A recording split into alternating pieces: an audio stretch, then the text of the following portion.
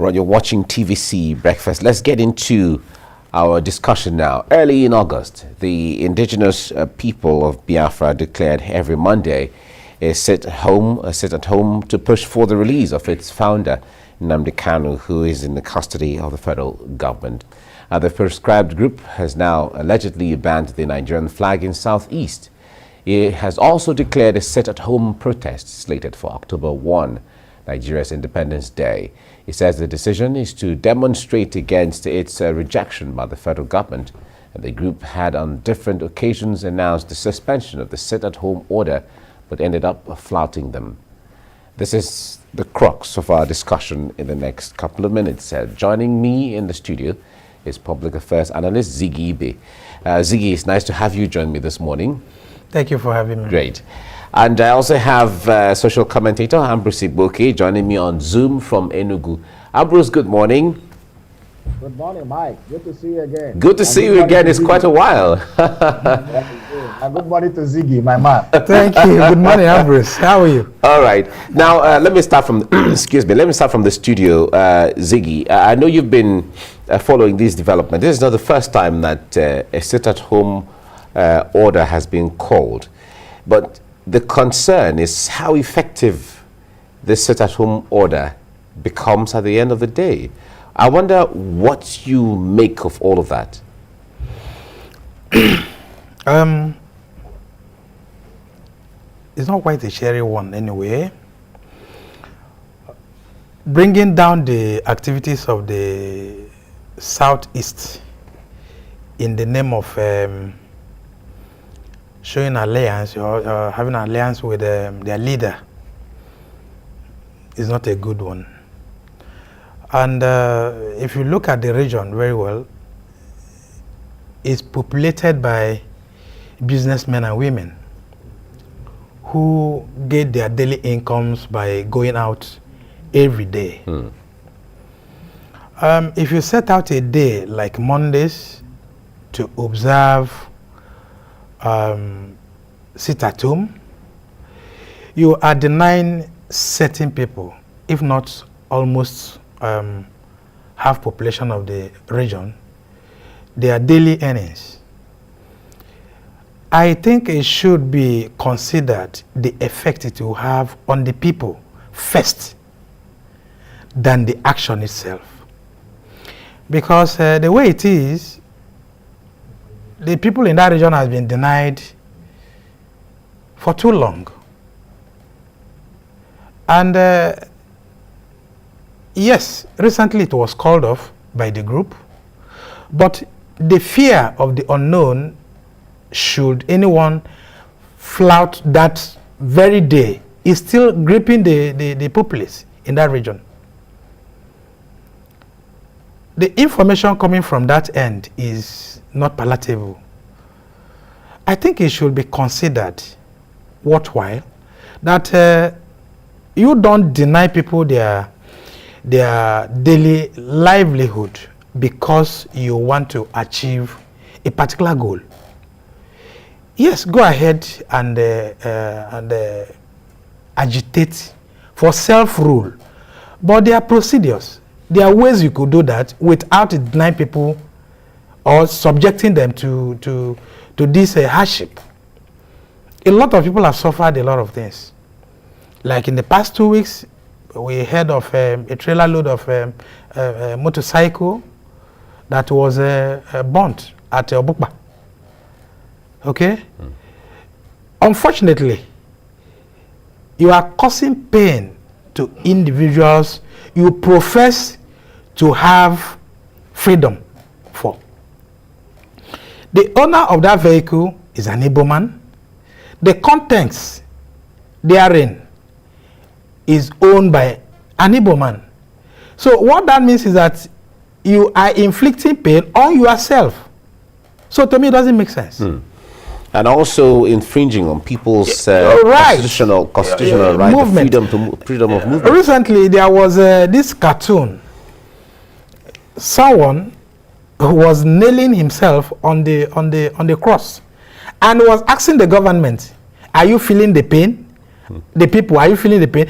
That shows it is self-inflicting. And these people refuse to know that what we are doing is not right. I don't know why they continue doing it. And the point here is that some people have taken it as a job, because even when it was relapsed, coming from the group now, by their spokesperson, Emma Powerful, some people have taken it as a job upon themselves to continue, because they want it continued, because they've started gaining from it. You see the danger from that? So some of these things should be considered. All right. Let me bring Ambrose in here. Ambrose, you are in Enugu, and would like to feel what it is like, especially the Monday sit-at-home order. What are people saying, and how effective has it been? Can you make us feel the pulse of residents of Enugu State? Well, first of all, we should know that Enugu is the heartbeat of southeastern Nigeria, from the base of the East Central states that covered basically 4 of the 6 states of South, and the current 5 states of the Southeast. And so anything that affects Southeast and Indigo always vibrates or reverberates in Enugu. Having said that, they sit at home. When we say effective, yes, it has been effective because it has disrupted socioeconomic activities in the zone. Monday morning, which is the day for actually, planning for the week, it's always a very serious day. Businesses and companies and parastatals sit down to plan the week and strategies to implement activities for that week. It's now been disrupted. The first few weeks of the sit-at-home was very, very effective, in the sense that the streets were highly deserted. But we noticed something, that normally, especially in Enugu, in the evenings, activities pick up in the evenings of those Mondays. So, which means that the strategy is to ensure that people don't go to work. And then the fear, in the first few weeks of the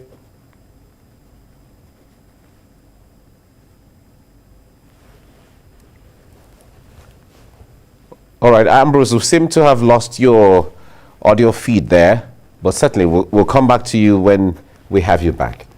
All right, Ziggy, while we wait for him to come back on, a lot of people who are outside of the Southeast are concerned that, okay, I understand Ambrose is back.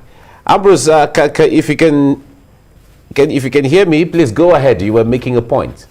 No, so what I'm saying, that the first few weeks were effective because, in the sense that there was fully sit at home, everybody was afraid, and there were consequences, especially violence unleashed on people who went out. So that fear and palpitation kept people at home. And we have seen, just like the example Ziggy gave, where vehicles were being burnt and the rest. But on the flip side, it was not effective because you are inflicting untold hardship on the people of Southeast. We are just looking at the physical factors like burning of a trailer load or motorcycle. We don't have the statistics of how many people have died because they didn't have access to the hospital. We have not taken statistics of people that would have been saved if they left their home to be attended to for emergency health issues. We have not talked about the colossal loss of money and because due to lack of economic activities on a Monday. So these things are inflicting serious pain. But there's an argument, a school of thought, that says there seems to be a splinter group in IPOP, because the director of publicity in IPOP has come out to say in the last 3 weeks that they have suspended the sit-at-home every Monday, and that it will now be reserved for the days their leader go to court. But it is very obvious that some elements who seem not to be taking directive from the known leadership are hell-bent on doing their own way. So that is suggestive of the fact that there are some people now who use the name of IPOP, or who are splinter groups in IPOP, have gone on to perpetrate this violence. But from yesterday in Enugu and some other parts of the eastern states, a lot of activities have started coming. And before, when it started, nobody could even go anywhere. Well, at least in the city of Enugu, people have started going out. A lot of us went to work yesterday. When you go to places like Nsukka town,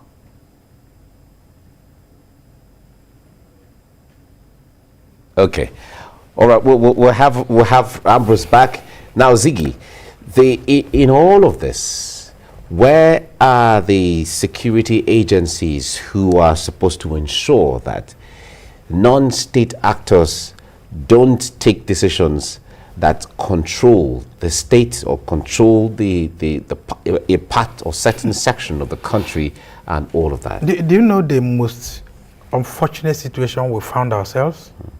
People no longer respect security agencies. Why is that? And this was since we had NSAS. Okay? Yes, this would have been a success if security agencies were out to really carry out their constitutionally jobs.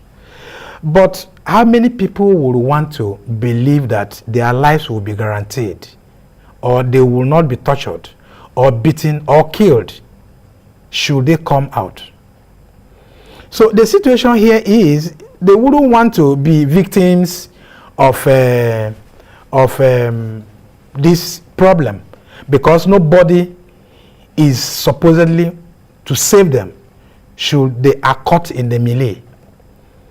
So the huge success of sit at home they are recording now is not necessarily that the people are interested in obeying what is coming from iPod. So is that but the fear? All right. Instilled in them, like he said, so many people have been killed. We don't have the statistics, but if we should, all of us will marvel at the numbers of people who had lost their life in this problem. And the stories goes like that. So nobody will want to be caught up in this because they felt, or they don't have that security that if anything happens to me, I'll be saved. Okay? So that is why it keeps reverberating in the minds of those in that area that, look, don't go out. Even if the government say come out. Because they feel that, yes, government, the agencies are part of the government arm, but they might not save us if we are caught. And, you know, these people keep issuing threats that if you try it, you get killed. And true to their words, they make good their promises. Should you try it, you lose all you have, either your property or your life will go for it. The one at Obupa all went down the drain. Okay, the one that happened yesterday even, we read in the news too, that a truckload of tomato was burnt. Both the truck and tomato were all destroyed. Okay, who pays for that? Who compensate those who suffer these damages? So the point here is the fear instilled in the people still will not allow them to go out their normal businesses, because yes, it has been relaxed coming from the group, but there are people who have infiltrated into the group who sees it as a business to deal with whoever that comes out, and should anybody date them, the person will get hurt. One happened in Imo too, I think about 2 weeks ago, where it was relaxed, and the next Monday some groups came to attack shop owners. I think one of them was killed. So, but what happens after that? Were the shops opened? The answer is no, because there will be no, you will not have the courage to date them, because they are armed. Okay, and they are ready to deal with you. should you flout their order. Okay. Ambrose, I think we have your audio back now. Talk to us basically, when this, for instance, on the Mondays, like Monday mornings, where you say sometimes the sit-at-home order is effective until sometime maybe evening. Are those times in the mornings where anybody who comes out, is either attacked or is either killed? Where are security agencies at times like that? I think that our security agents are overstretched. We lack, first of all, it's not a secret that the police is understaffed. It is very clear that the ratio of one police to the number of citizens is grossly inadequate. So the police are there, they will man the area they can man. But these non-state actors always find a way of cornering them. For example, if you notice the motorcycle that were burned full load and some of the vehicles that were destroyed during the sit-at-home, you will notice that mostly happen in the fringes of town. Most of them don't happen within town. So like your book, it's a lonely road where somebody was coming from the north, carrying some goods. And apart from the one that happened yesterday, which is not about sit-at-home, but about elections in Anambra State, most of the attacks have been in the fringes of town and satellite settlements around town. So it seems that those places are not properly manned. Within the town itself, though it's a ghost town, but you could still move around. And then there are some satellite towns also that activities, the sit-at-home don't seem to have affected them. They move freely within the vicinity of the city. So the security people, I think, are overwhelmed because these things are happening. Sometimes they even, comply themselves. I mean, you don't see that they just patrol around town. Sometimes you see them blocking some important road arteries so that you don't have people. Because what happened during the entrance, some people took laws into their hand and were able to have ingress into the metropolis. But what the police, security agencies, the police forces and others are trying to do is to ensure that those people don't have ingress into metropolis, into main towns.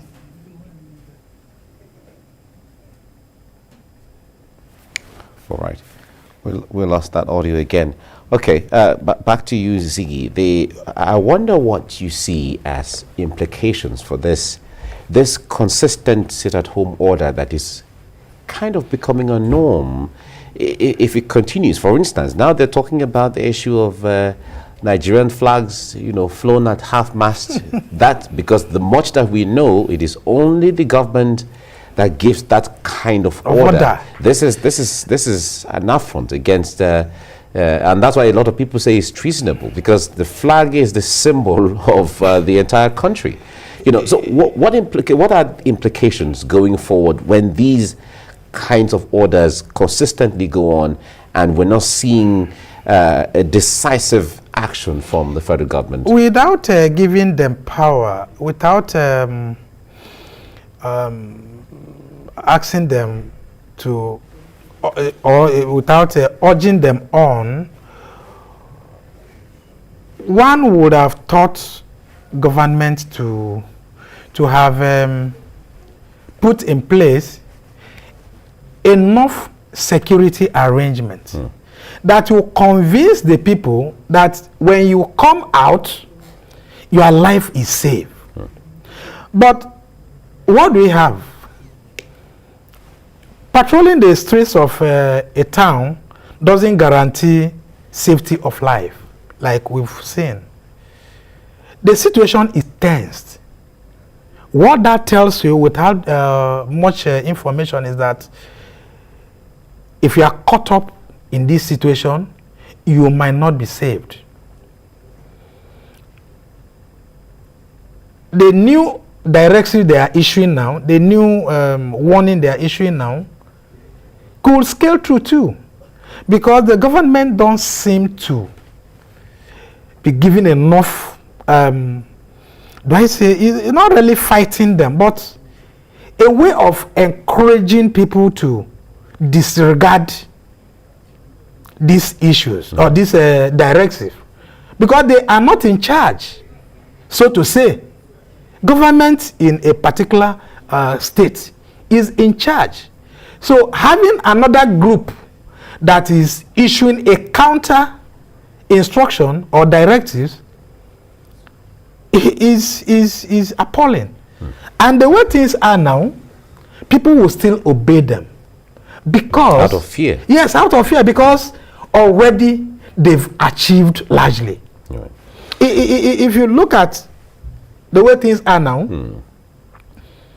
next Monday, like Ambrose said, the whole idea is to make sure activities of commercial is brought down, and nobody goes to wherever he gets his he wants living to go. Yes, and which a lot of people see as counterproductive, because very you say you love counterproductive. these people, Yes. so why are you stopping them from being prosperous out of their business? So, now, Ambrose, before I let you go, make us understand, because part of this sit-at-home order for October 1 is about solidarity with what is called Ambazonia in southern Cameroon, because they have also had almost the same kind of situation. What's the relationship between the southeast in Nigeria and the southern part of Cameroon, which they call themselves Ambazonia? Well, I think some people don't know history.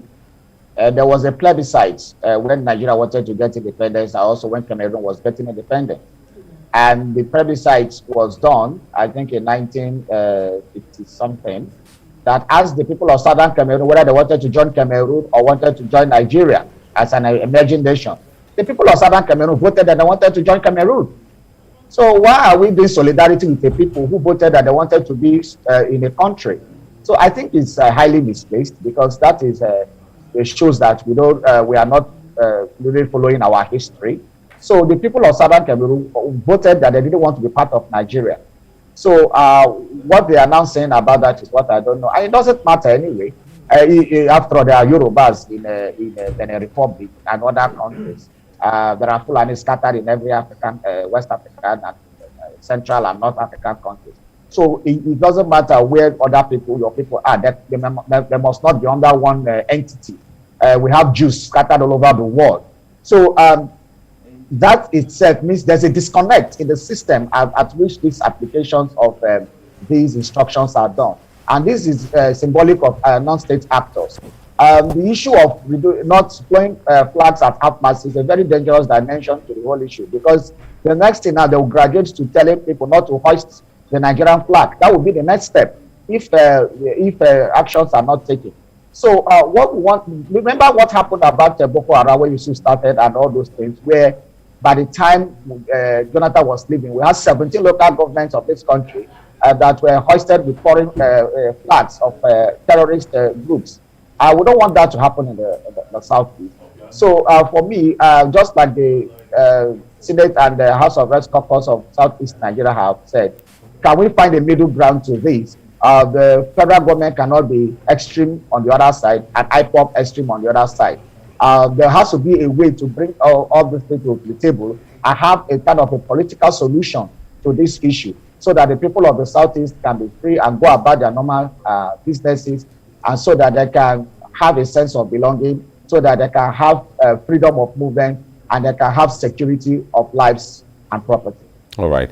We have to leave it here now. Thank you very much, Ambrose Igboke, for your insight into this discussion now. Thank you. Thank you for having me. Right. And Zigibe, thank you very much for coming on the program as well. Thank you so much. Thank you. I Great. appreciate it.